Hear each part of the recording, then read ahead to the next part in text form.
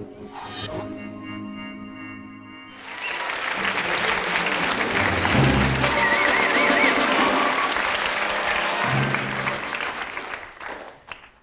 everybody and welcome. I'm sitting on an old set of scales so we can see how much I weigh. I last weighed myself accurately about a month ago. And then I weighed about 60 kilograms. It's about 130 odd pounds. Now since then I've eaten quite a bit of food. In fact the food you see down there is only about a week's worth. So in the last month I've eaten 4 times that amount of food. That adds up to about 40 kilograms. That's about 2/3 of my own body weight in food in the last 4 weeks, and I don't think I'm particularly greedy. So let's see what I weigh now. We can look up at the scale above me, and you'll see that I actually weigh about 135 pounds. That's in fact almost exactly the same as I was a month ago. So having eaten almost exactly my body weight in food over the last month, where's it gone to? What happened to that food? Where's it disappeared to? Well, that's what we're going to try and learn about today, and that's a question that fascinated a man over 400 years ago. And this man was called Santorio Santorio. He lived in Italy, and he went to the University of Padua at about the same time as a man called William Harvey, who discovered the circulation.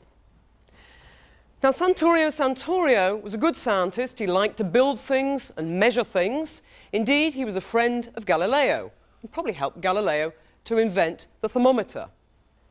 But Santorio was also fascinated by the question of what happened to all the food he ate and the wine that he drank.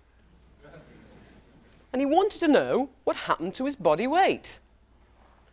So what he did was an experiment. He built himself a huge set of scales, much larger than these.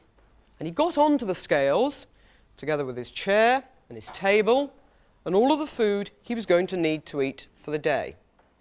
And he set up the scales so that they balanced. Over the course of the next day, Santorio sat there and he ate his food, and he moved around a little bit, and he collected everything he excreted. That means he saved with him all of his feces and all of his urine. And he waited to see what happened. Now he expected that his weight would stay the same, that the food weight would be transferred to his body weight, so the balance would stay the same. But that's not what happened. What he found out was that he gradually got lighter. And it was then that he worked out that the food wasn't just being transferred into his body, it was being lost somehow magically. What he said was it was being lost through insensible perspiration. Now, of course, we know that we do lose some weight through perspiration, whether it's sweating or in our breaths, but we also know that much of the food we eat is burnt by our bodies and lost as energy. And that's the subject that we're going to try to explore today. We're going to understand something about energy balance, about the balance between the energy we take in as food and how we burn it as heat. So what's a good place to start then to understand this energy balance and how it might be regulated? Well, a good place to start might be with food. Now, this time of year, we all tend to eat rather too much, and we all enjoy, what do we have here? Oh, nice Christmas dinner. Okay, perhaps you're all having a nice Christmas dinner with a little bit of turkey and a few veg. You might have a few mince pies and a bit of Christmas pudding. Do you ever stop to think what's actually in the food that you're eating? If we analysed it, what would we find in there? Well, actually, what we'd find in there is just a group of chemicals, because that's what our food is made of. Quite a bit of water, some protein, some carbohydrate, a few vitamins and minerals, and a bit of fat. And that's what's in all of our food. But of course, food is where we get our energy from. Food is essential for us to stay alive. But how can we discover what exactly is in it? How can we prove that there's energy in food? Well, we all know, for example, that there's energy in a piece of coal, because when we burn it, we use it to heat our houses. And food is almost exactly the same. It contains energy in the chemical bonds within it. And what we're going to do now is try to look at the energy within that food.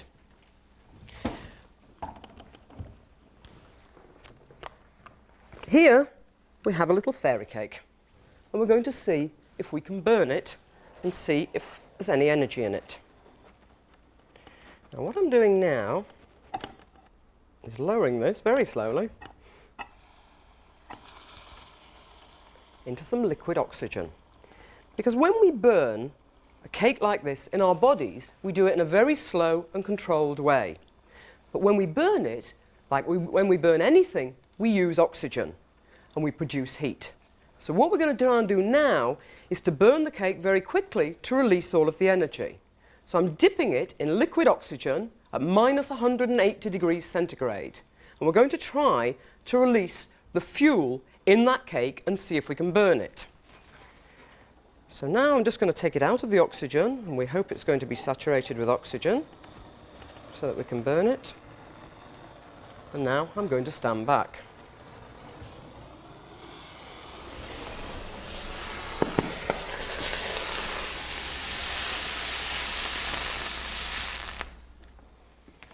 What we've done is we've burnt all the energy in that cake, and we've seen how it produces heat.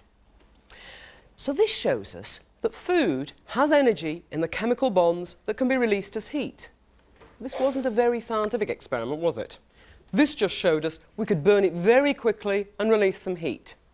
How could we do it more scientifically? How could we measure the amount of heat that was released when we burn the cake? Well, the idea for doing that came from a man called Parr about 100 years ago. And what he did was to design this apparatus, which we call a bomb calorimeter. And in this, we're going to burn another piece of fairy cake in this bomb, which we put in earlier, together with some oxygen. So this is now very well sealed, so hopefully it's not going to explode. I'm going to lower it gradually inside the calorimeter. In here we have some water, so I'm dropping that down into here. Just release that, and now I'm going to connect two electrodes. Put them in here. This is all in a sealed unit. I'm going to shut the lid, because what's going to happen is we're going to set light to it inside this insulated calorimeter. And we're going to measure now, scientifically, the amount of heat in the fairy cake, because we'll measure the change in temperature of the water. Now I'm just going to program it.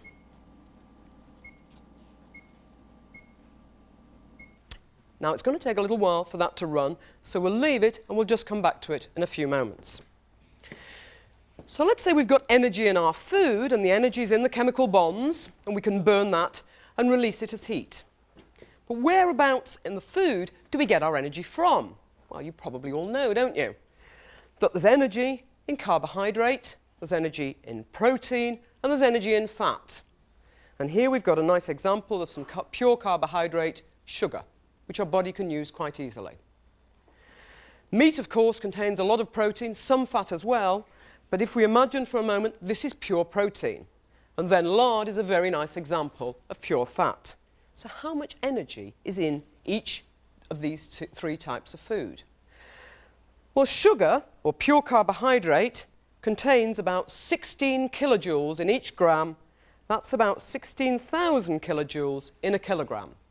Now, some of you might not be familiar with kilojoules. This is the scientific way of measuring energy. But if you're used to calories, all you have to do is divide that number by 4. So in other words, pure carbohydrate has 4,000 kilojoules, 4,000 calories in a kilogram. So what about protein? If this were pure protein, how much energy would that have in it? Well, it's almost exactly the same, in fact, because pure protein has about 16 kilojoules per gram. That's about 16,000 kilojoules, or 4,000 calories in a kilogram. What about fat then? Well, fat, of course, is where all the energy is packed in. Fat has almost more than twice as much energy as either carbohydrate or protein, about 38 kilojoules in each gram and about 38,000 in a kilogram. So now we can see the different energies in each of the three different foods. We could burn each of these foods in the calorimeter and see exactly how much energy is there. we know that many other things have got energy in them. The coal I mentioned before, petrol, which runs these cars. But of course, we can't use coal or petrol. If now our own family car could run on carbohydrate, then a kilogram of carbohydrate would let it run for approximately 2 miles.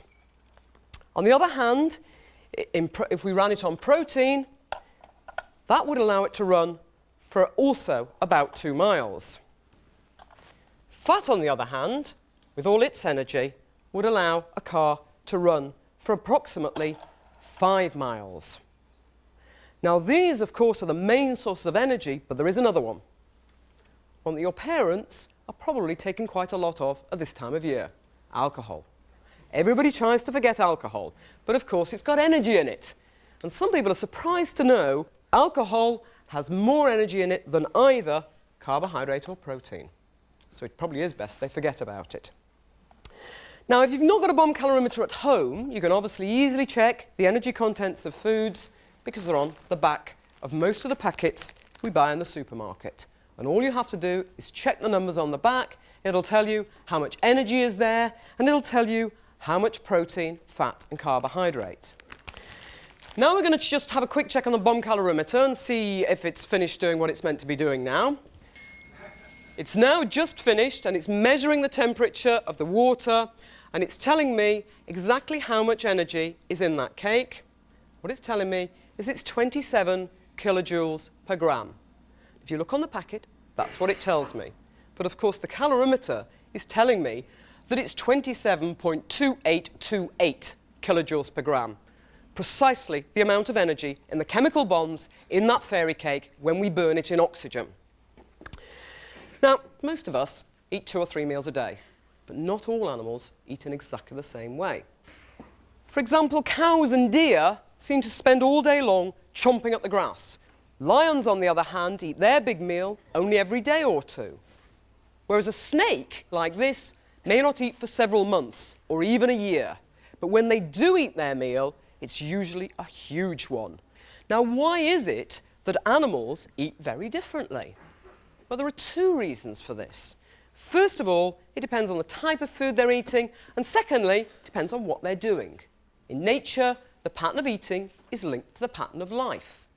For example, the cows and the deer have a very low energy diet of grass, so they have to keep eating it all the time. On the other hand, the lion has a diet quite full of energy from protein and fat, but it's not always easy to catch. So sometimes he doesn't get to eat it until a few days later. At the other extreme, the snake is what we call cold-blooded. He's not like us. He doesn't have to eat huge amounts of food to keep warm, because he doesn't have to keep his body temperature constant.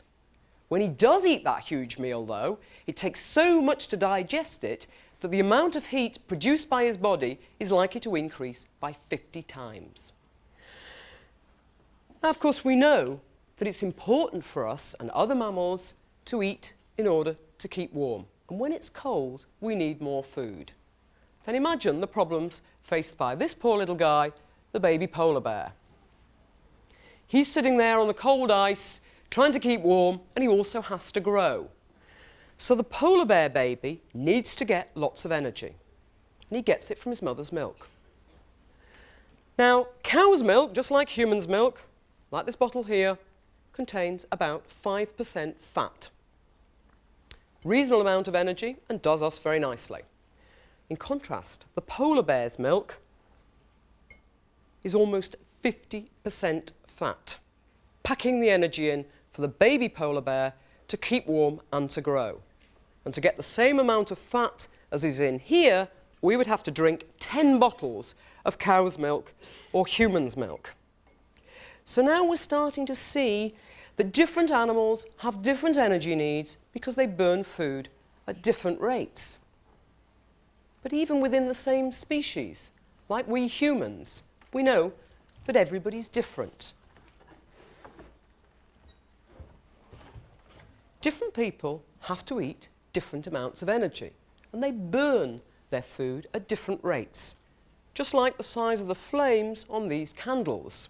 If we imagine these are people, We know some people are big, and generally big people tend to need more food and tend to burn more energy than thin people, particularly if they've got a lot of protein and muscle. But then, we all know probably of two people, almost exactly the same size. One seems to need twice as much food and burn twice as much energy as the next one.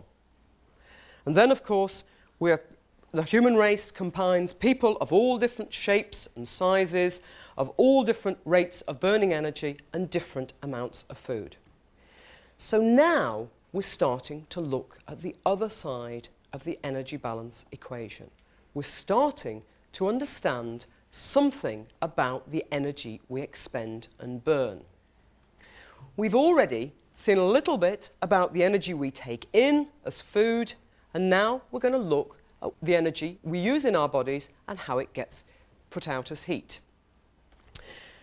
Now, what do we need most of our energy for? In fact, most of it we need just for sitting around doing absolutely nothing. We just sit around all day, you would still need about 4,000 kilojoules, about 1,000 calories, just to do nothing. That's because you need energy for all the essential processes in your body. For example, for keeping your heart beating, for keeping your lungs working, your kidneys and your digestive system. That's before you even move a muscle. And all of those processes, when they use energy, they produce heat. So can we measure energy expenditure, the heat produced, just as we've measured the amount of energy in the food that we're eating? Well, a man called Lavoisier found that yes, we could. This is Antoine Lavoisier, a very famous chemist who lived in France, and it was him who discovered that, for example, it was the oxygen in the air that we all needed to breathe to stay alive. Unfortunately, Lavoisier, like many scientists at that time in France, was guillotined in the French Revolution. His wife, though, Madame Lavoisier, later married a man called Count Rumford. And interestingly, Count Rumford, which we see here, is also interested in food. He'd worked out how much food the German army needed, and actually, he's the man who developed the very, very first bomb calorimeter. He used it to burn coal rather than food, but it was the same principle. And Count Rumford is the man who founded this, the Royal Institution. So now we see that everything's linked together. But what Lavoisier did was he wanted to measure the amount of heat produced by an animal. And we have here a model of what Lavoisier built. So here we see an enclosed chamber which he built, and he stuffed it full of insulation to keep all the heat in. In here, a little animal with tubes to make sure it could breathe in and out. And underneath the animal, he packed it with ice, because he realized that all animals produce heat as part of their normal metabolism. And this heat would melt the ice, and it would drip down and turn to water. So what Lavoisier did was to weigh the amount of water produced by an animal in his calorimeter, and then he could calculate the amount of heat it produced. And the figures were actually remarkably accurate. Now, since then, we've used a number of different approaches to measure metabolic rate. And in fact, we've also been able to apply these to measuring metabolic rate in humans. We can do exactly the same thing in human beings to measure the amount of heat they give off, as Lavoisier did so long ago. But these pieces of equipment are extremely expensive and very large. We can't get them in the theatre today. So now what scientists have done is to develop another method of measuring metabolic rate, and that we can do today. And we're going to use this equipment to determine the metabolic rate of a volunteer. Now, we have somebody who's agreed to take part in this experiment. Would you like to come down now? This is Tom, who's bravely agreed that he's going to take part in this. And let us put a mask on him and determine the rate of his metabolism. So while Tom's getting his mask on, we're going to hook him up to this equipment. Now, the way we're measuring metabolic rate now is clearly not from the amount of heat that Tom's producing, though he is producing heat and he looks quite warm to me. Because we know that all the processes in the body require oxygen. Every reaction going on in Tom's body is using oxygen and producing carbon dioxide. So what we can do is to measure the metabolic rate of his whole body by measuring exactly how much oxygen it uses and how much carbon dioxide it produces. And this is called indirect calorimetry, because we're measuring metabolic rate indirectly. Okay, so now we've got quite a steady value here for the resting metabolic rate of Tom's body. And this is telling us that if this metabolic rate was the same all day, he'd be using about 13,000 kilojoules over the whole day. That means that his body is producing about 60 watts of heat. And 60 watts is the amount of energy it would take to light this many Christmas bulbs. Now, if I can ask Tom to start fidgeting a little bit, you just fidget around a little bit. Oh, very good. What we start to see, keep fidgeting for a moment, yeah, keep fidgeting, right? Can you see his metabolic rate, just a small amount of movement? It's already going up. He's now starting to produce more heat. The amount of heat he's producing now would light another few bulbs. You're going to stay there now. If we took Tom out into the cold without his coat, his body would switch up the metabolism to try and keep warm, and that would take a bit more energy. And if we then gave him a big meal, digesting and absorbing the meal and all the processes with it, that'd take a bit more energy. Now, if I ask him to start running on the spot for a moment, can you just come on, just sit in your chair, that's it, come on, a bit more with your legs, a bit more with your legs. Okay, of course, keep going, come on, not that easy, blimey. Bit more, right, okay, so now, of course, keep going, don't stop till I tell you to. All right, so now, of course, he's now using more energy, because what he's doing is he's like, keep going, I'll tell you when to stop. So now his muscles are taking energy, so his metabolic rate is going up. You just keep going there, don't you worry. Okay, so now he's producing more heat. He's slowing down, he's not very fit, is he? So now he's actually producing more heat. You can stop now if you like. So now what would happen if we got Tom to race full pelt? No, it's okay, we're not going to make him do it. If we had him running full out, he would probably produce something like a kilowatt of energy. And looked at another way, that's the equivalent of 1 bar of a standard electric heater. When we're resting, we produce about 60 watts of heat, and when we're exercising, perhaps 1,000 or more watts of heat. So everybody in this room today is producing, just while you're resting, about 30 kilowatts of heat. It's not surprising then, it's getting warmer in here. If we had you all exercising full pelt, you'd probably produce enough heat for the whole of the building and several others around. And now we'll let Tom go and release him. Thank you very much indeed, and I'm sure he deserves a round of applause for being such a fantastic subject.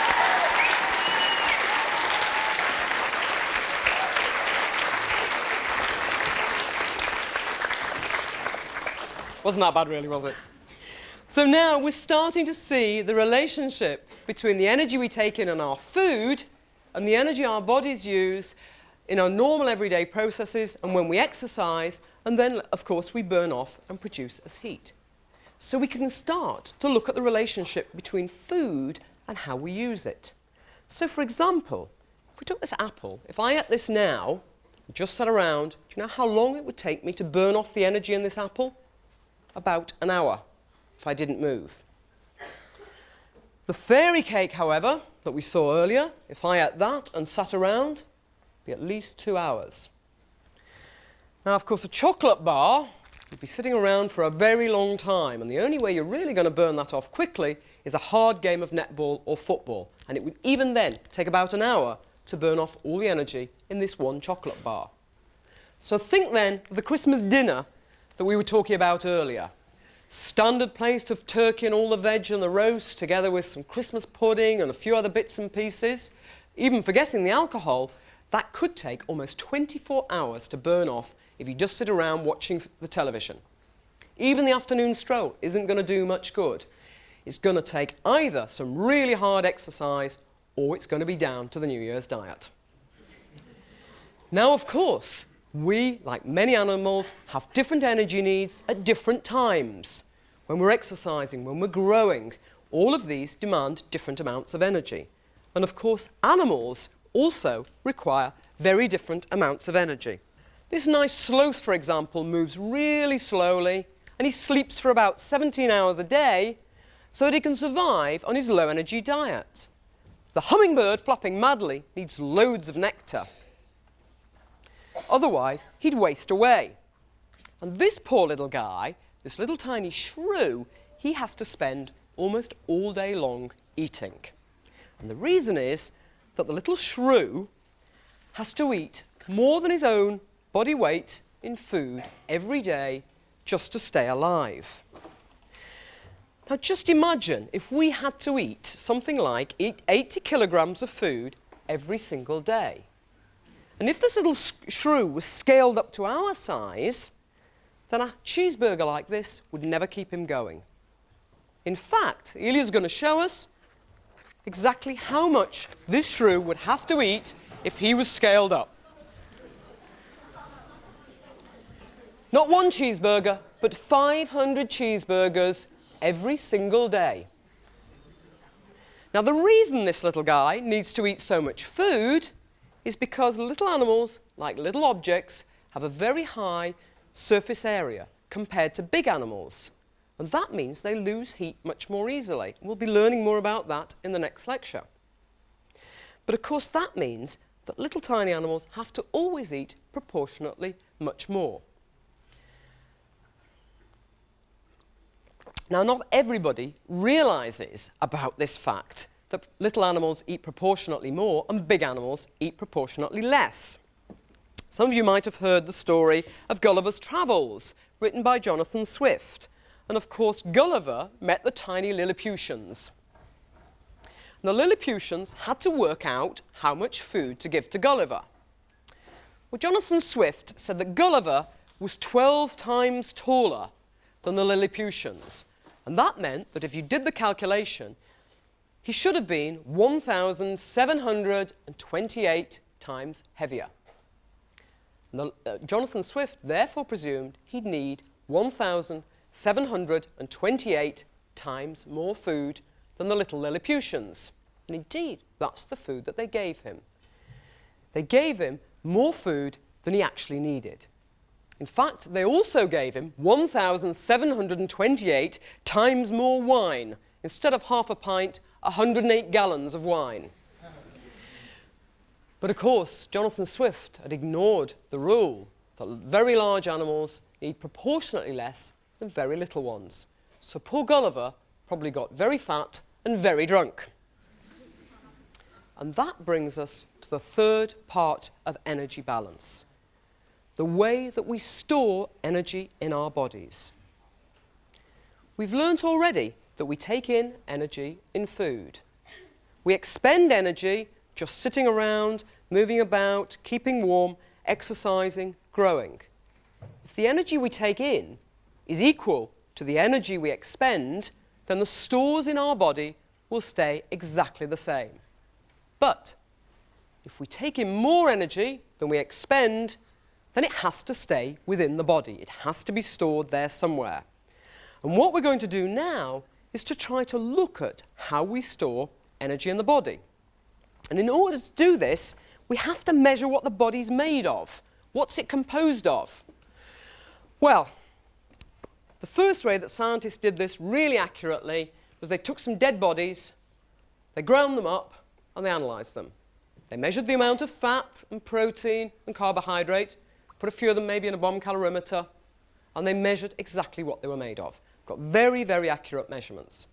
They also found that the more fat there was in the body, the less water. The two are directly related. And so that means that we can determine the main components of the body just by looking at fat. So how can we measure body fat? Well, one of the ways you all know is you can just pinch yourself. That'll tell you how much you can pinch, will tell you how much fat you've got. And actually, that's one way to do it scientifically. And we do it using these.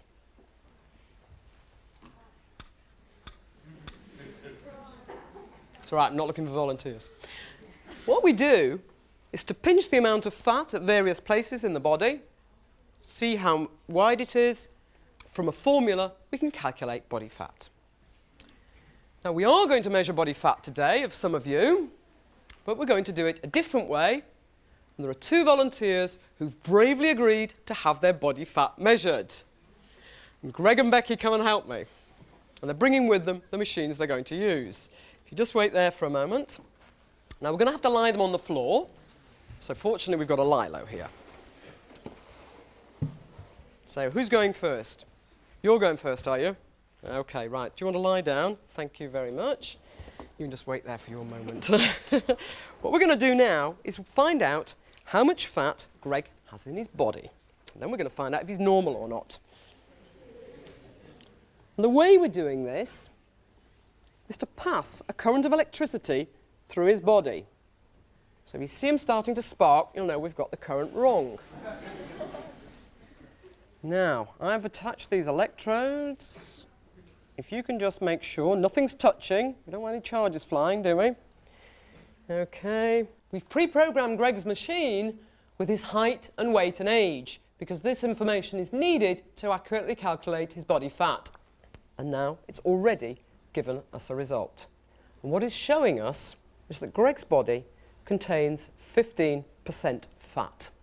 Okay, that's a bit less than a fifth of his body is fat. The number underneath is telling me what he should be for somebody of his age and size. And he should be between 12 and 18%, so you're probably feeling quite relieved that you're absolutely normal. Thank you very much. And thank you very much indeed, Greg. You take that and go sit down again. Well done. Now we're going to have a look at Becky. Now, how many girls here would be willing to have their body fat measured? We've already got to have somebody who's fairly slim, haven't we? Becky, we're going to attach the electrodes to. You're sitting comfortably there. You've already seen it's not that bad, is it? You just put your legs apart so nothing's touching here. Attach the next ones to you. Just got them stuck down here. Okay. So we're ready to go. Okay. Now this is measuring. Just waiting to see what she is. And Becky has 23% fat in her body.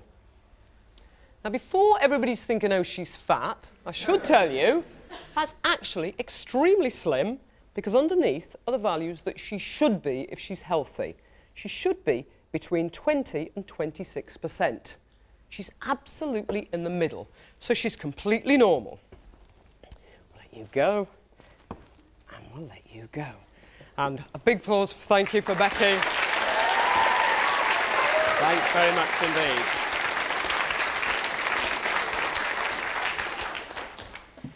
So we've measured body fat of a boy and a girl. To me, they look both pretty normal. And yet, Greg had 15% body fat and Becky had 23%, almost half as much again. And that's true of every slim girl in this room. You will all, or you should all, have more fat than boys. That's the way biology designed us. We have to have fat because it's the women, of course, who have the children. In order to look healthy and to be healthy, women are fatter. There's also several advantages to this. We women are much better if we get thrown into the sea. First of all, we'll float better. Everybody knows, fat floats. All you guys will sink. We'll still be floating. Secondly, we know it's cold. We've got the insulation, and you haven't. And thirdly, of course, we've got more energy stores. So if we get shipwrecked, we'll stay afloat, we'll stay warm, and we'll have enough energy to stay alive. You guys will all be dead long before. So now we've seen something about the composition of the body. Let's look at exactly what the body is made of, having measured the amount of fat.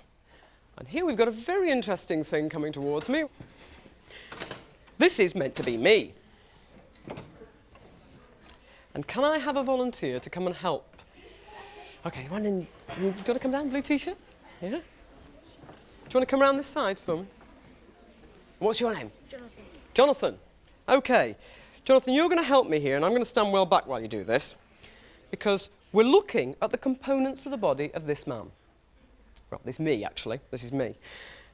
And we've already got two of them there. There are four main components. What we're going to do now is put in, which is the biggest component in the body, the water. What I want you to do is to pour this into here. You think you can do that while I get out of the way? Okay, very carefully. Right, let it go in slowly. Good. Slowly, slowly, filling up. How much water have we got? Goodness, have I got that much water? Go on, keep going. Tell me this is the right amount. Keep going. Okay. Right, that looks about right to me. Okay, we'll stop there. Okay, well that looks like a fair bit of water. Don't know if we've got it quite right or not. Right, and lastly the fat. Sure, I haven't got this much fat. Let's put that in very gently and we'll see what happens to that. Just very slowly. We might need a bit more water yet. Ew. Okay, might let it go slowly. That's right, jolly good. Just a drop more. A few drops more. Stop. Perfect. Absolutely perfect. If you want to put that down, and you can go and sit down. Thank you very much indeed. Saved me getting in a mess. Okay, now, we measured my body fat as well a bit earlier. And these values are based on my body composition. I've actually got just over 21% fat in my body, which means I'm probably too thin. But anyway, on that basis, we can look at the different components of the body. The four main compartments. Down here, the white, we have a lot of minerals, mainly in bone. Then, of course, we've got an awful lot of water, and I, like nearly everybody else, is more than half water, probably about 60%. Then, of course, we've got some protein in the muscles, and here, some fat. Now, I happen to have about 21% body fat and about 15% protein. So where's the energy stored? Well, none in the bone, is there? Water, there's none there. There's a tiny amount, which is too small for us even to bother about, maybe this little bit in the top of my head here. That's the carbohydrate. And that's in your glycogen, stored in your liver and your muscles. There isn't very much energy there, only about 10,000 kilojoules. But it's very important. Although it's only about a day's worth of energy, it's enough to keep us going when we have to run quickly. So it's very important. But now if we look at the protein and the muscle, that's quite a bit more. That's about 150,000 kilojoules. But of course, we don't want to use that energy, do we? Otherwise, we'd be eating up the protein in our muscles and our liver and our heart. So where's most of the energy? Well, it's in the fat. Now, I'm quite slim, but even so, I've got about 500,000 kilojoules stored in the fat in my body. That's where most of it is found. And of course, that's the best way to put it. That's where evolution determined the best way to store fat, because as we heard before, a kilogram of fat has got more than twice as much energy as a kilogram of carbohydrate. So it's much better to store the energy as fat. Now, the fat in our bodies doesn't just look like lard. It's not just flowing about the place, and it doesn't actually look very much like it is here. It's not liquid in that way. It looks actually just like this, because this is human fat. Ugh. It's nasty and yellow and globby. And you've all got plenty of it. And if we actually looked under a microscope, we'd be able to see exactly what that fat looks like. We'd be able to see it as a group of cells. On the top, the round parts there, are the cells where you store fat in your bodies. They're just big round cells full of fat. And the fatter you get, the bigger those cells get. So now we've seen three parts of energy balance. We've talked about the energy we eat in our food and the energy we burn off. We know that if these two aren't equal, then we'll start to store energy in our bodies. And we store that mainly as fat. If we burn off more than we eat, then we'll lose some of that fat. And in fact, only a tiny difference between the amount of energy going in and the amount of energy going out can have a big effect on our body weight and our body fat content. So we know from this that energy balance must be regulated. There must be something controlling it. Otherwise, how could people like me stay the same body weight for years and years and years. Well, in order to regulate something and keep it the same, condition we know as homeostasis, we have to be able to detect a level, sense it, and control it. So, for example, we have to be able to tell how much energy we've got available in our bodies. So how would we do that? Well, probably the most rapidly available energy to us comes from the glycogen, which I mentioned, glucose in your blood. So glucose might be quite a good signal. What we're going to do now, I'm going to ask for a couple of volunteers. But I'm going to take some of your blood. Oh, I've still got the hands up, goodness me. But actually, I'm going to choose you two, Tim and Neil.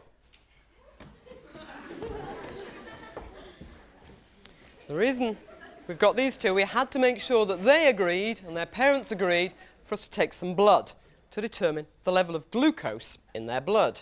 So what I'm going to do now is to stab them. Okay, and you've swabbed your finger, I gather. Yep, you're already swabbed, are you? I'm going to use this finger. Okay, you're ready and feeling brave. Bang. Was that painful? Nope. Good. Just let it bleed for a moment. There, very good. We're going to just drop it onto there. Okay, lovely. Going to hold that. Okay. Now it's Neil's turn.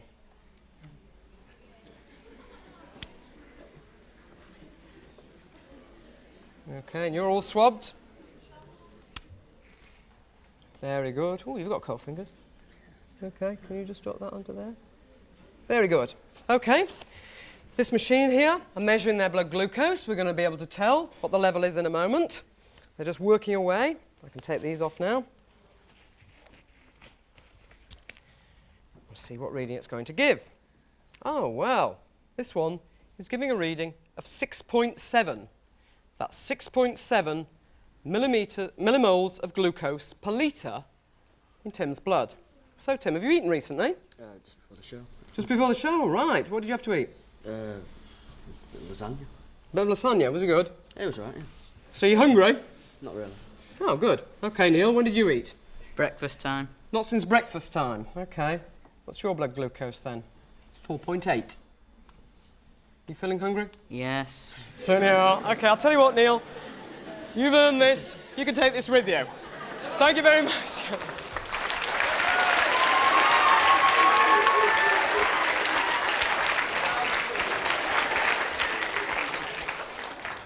So what we see is if we actually measure the amount of glucose in your blood, when you've just eaten, it goes up and you don't feel hungry. When you haven't eaten, it's low and you do feel hungry.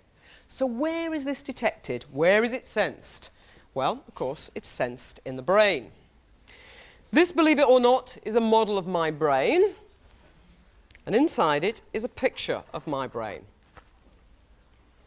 This is really my brain, in fact, because a few weeks ago in Manchester, I put my head into a magnetic resonance scanner, and they took pictures of the inside of my brain. So as we slice through my brain, it's a bit disconcerting looking at your own brain. You can see my eye here. Okay. As we move towards the middle of my brain and look to a region right down at the bottom, it's called the hypothalamus. And it's a small but very important part of the brain because it's the hypothalamus that detects the amount of glucose in your blood. And it actually then determines how hungry you feel or if you feel full. And we know that people who've had damage to their hypothalamus spend all day long searching out and eating food because they've lost that important regulation. Now, glucose can't be the only signal telling us when to eat because it doesn't tell us how much fat we've got.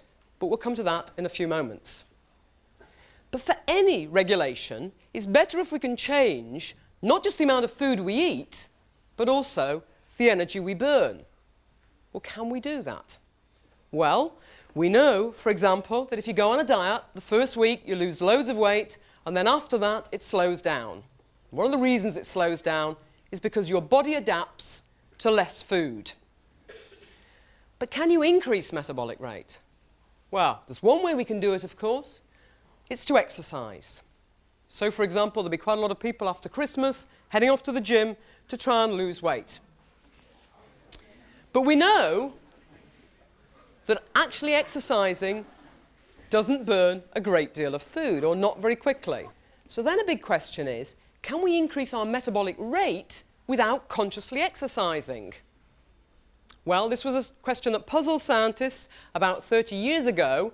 One of the ways they tried to find out was they took students, some of them a bit older than you, gave them a bit of money and asked them to eat more. Well, you all know students will do anything for money. So they all overate. What happened to them? Some of them got fat, but a lot of them stayed thin. And that was where I started doing research.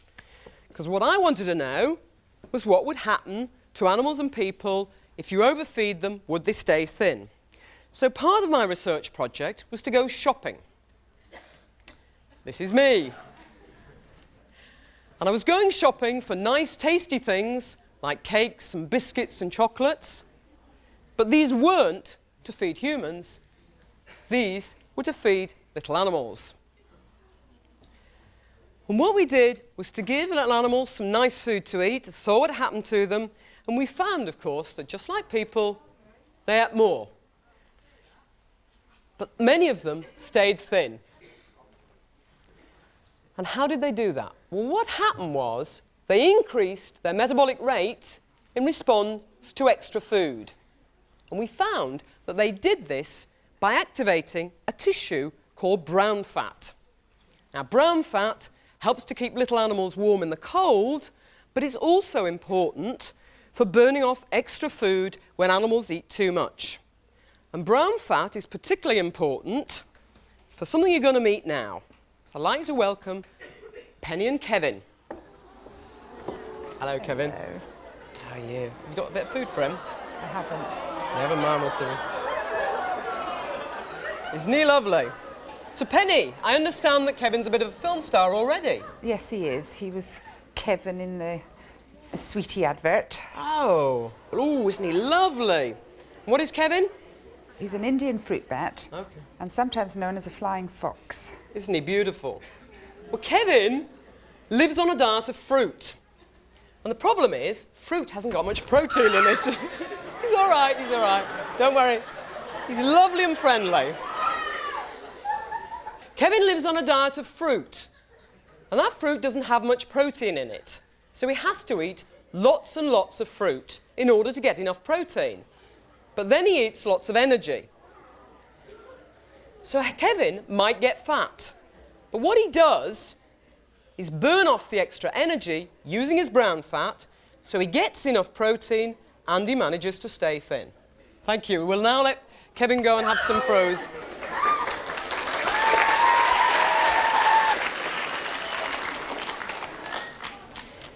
So it now seems that we can burn off extra energy, and this helps us, some animals at least, to regulate the amount of fat in their bodies.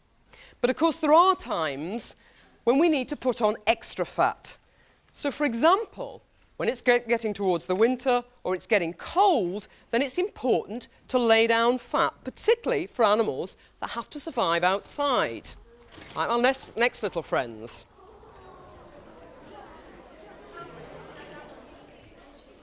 Now these are two pets of mine.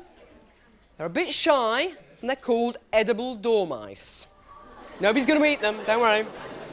And they're called that because the Romans long ago used to eat them, particularly just before the winter, because that's when these little chaps get very fat.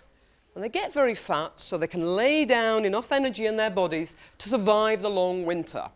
What happens is their brain responds to signals about the time of year, tells them to eat more and expend less and lay down lots of fat. So little Jaspers here are just starting to get fat. We'll let them go now because they're rather shy. Now probably the same was true of ancient man when not much food was available. We probably used to lay down fat quite easily to store it for times of hardship. And there are some parts of the world where that's still true, where it's still important to store some fat.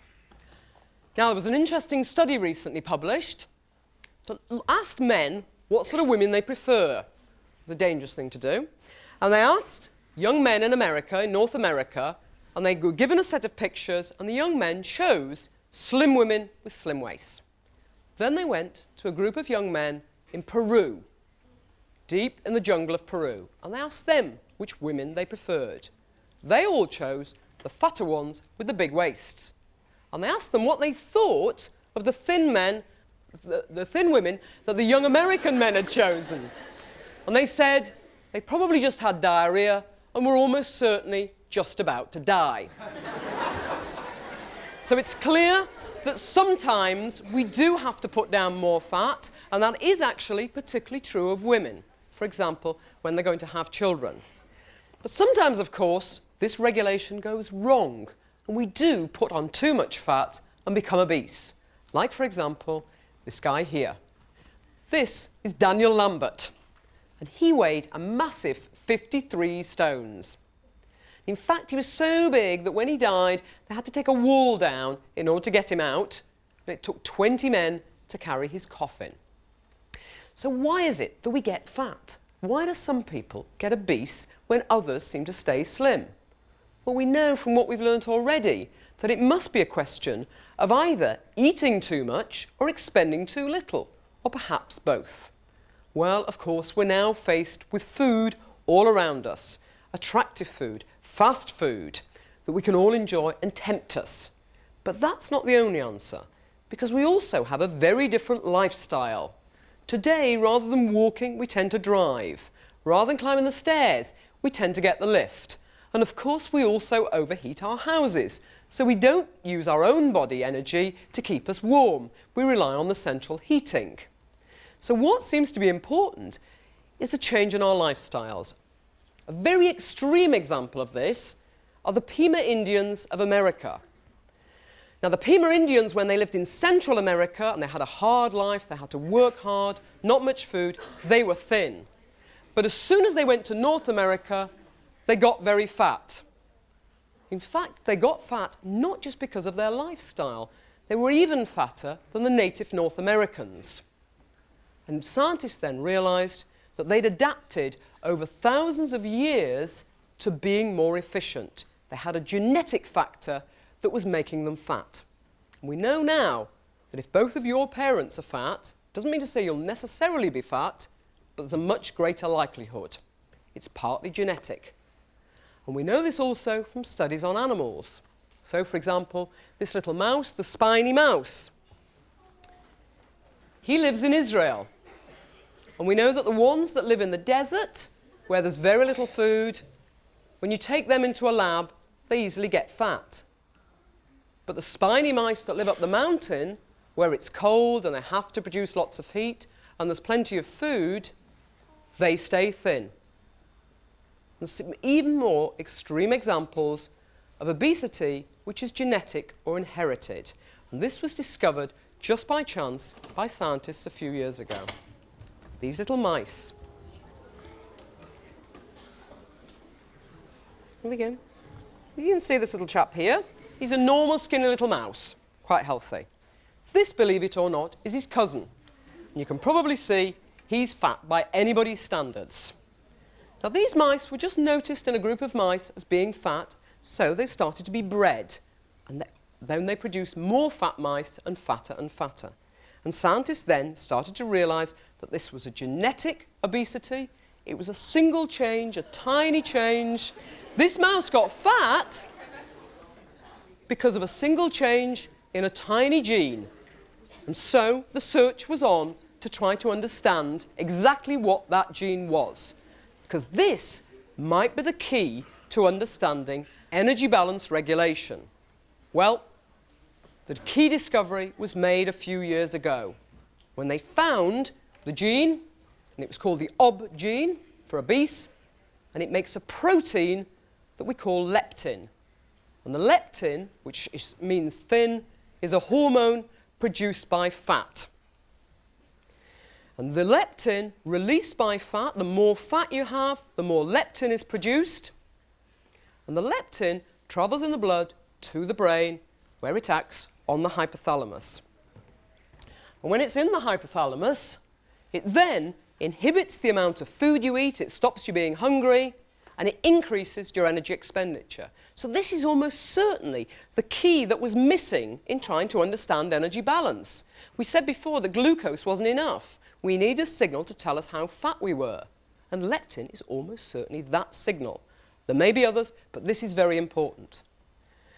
Now, don't think of going out and buying some leptin. It costs about £1.5 million for this much. But leptin may be the thing that helps us to understand energy balance regulation.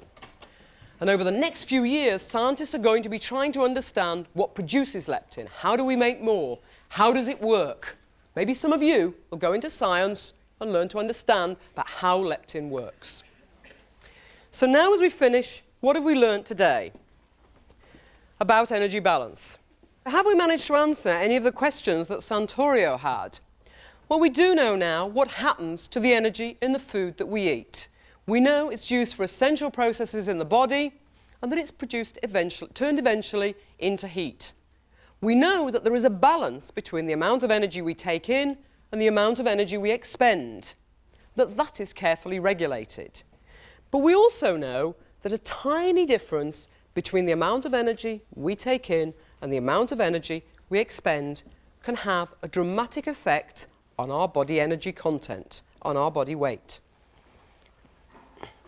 So, if I decide I'm going to have an extra piece of pudding today, tomorrow, and every day, and my body can't burn off that extra energy, then I'll get very fat. Actually, in 10 years' time, my body weight will be doubled and I'll be obese. But I can eat that extra food if my body can manage to burn it off to produce heat. And then I'll stay thin. And in the next lecture, we're going to understand something about heat in our bodies and the importance of regulating our body temperature to keep our bodies in balance. Thank you.